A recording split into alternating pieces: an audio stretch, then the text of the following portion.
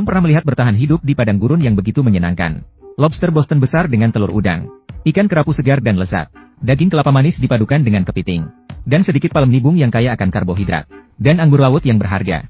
Dan hidangan penutup terakhir yang memukau. Dicampur dengan daging ikan pari-kari. Hanya dengan melihatnya membuat mulut berair. Hari-hari mereka berjalan dengan lancar. Pulau-pulau di pesisir barat Asia adalah sebuah pulau terpencil di daerah tropis. Dikelilingi oleh batu karang. Mereka ingin membuktikan bahwa mereka tidak hanya bisa bertahan hidup, tetapi juga dapat menggunakan bahan makanan alami di pulau tersebut untuk membuat hidangan lezat. Selama waktu ini, mereka harus mengandalkan diri sendiri.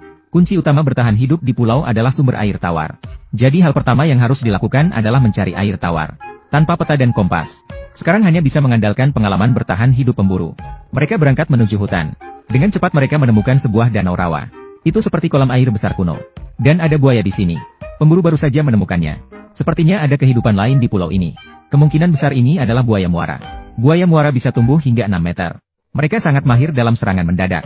Dapat menyerang di tepi air. Jadi, harus sangat berhati-hati saat mengambil air. Berusaha agar tidak dimakan pada hari pertama.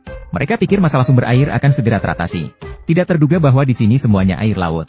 Air sangat asin dan tidak bisa diminum. Awalnya sangat tidak menguntungkan. Tanpa air kurang dari 3 hari. Mereka akan mati karena dehidrasi. Mereka menemukan sungai tapi sudah mengering. Pemburu tahu untuk menemukan air. Harus mencari ke hulu. Hasilnya belum jauh berjalan. Koki meninggalkan pekerjaannya. Dia merasa pusing dan mual. Ini tanda-tanda kepanasan. Ini bukan main-main. Mereka harus menemukan sumber air dengan cepat. Pemburu memiliki pengalaman bertahan hidup di alam liar selama 15 tahun. Tahu di mana menemukan air. Dia menemukan tanaman merambat. Ini mengandung kelembapan. Hanya saja jumlah airnya tidak terlalu banyak. Namun bagi Koki, ini adalah sumber air yang menyelamatkan nyawa. Airnya menyegarkan dan manis. Keduanya melanjutkan perjalanan ke hulu. Akhirnya menemukan sumber sungai Nil. Kualitas airnya keruh tapi itu air tawar. Bisa diminum tetapi harus direbus terlebih dahulu. Masalah air teratasi begitu tiba di pulau pada hari pertama.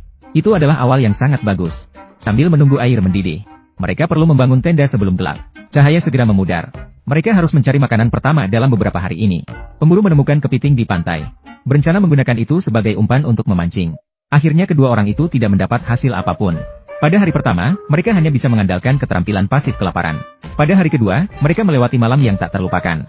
Tugas utama hari ini adalah mencari makanan. Pemburu harus menyelam ke laut untuk mencari harta karun. Sementara itu, Koki masuk ke hutan mencari daging liar untuk dimasak. Sulit menemukan buah di bawah pohon yang begitu besar. Karena area penutupannya terlalu luas. Tanaman di bawahnya tidak bisa bertahan hidup. Pemburu sudah beberapa kali menyelam ke dasar laut.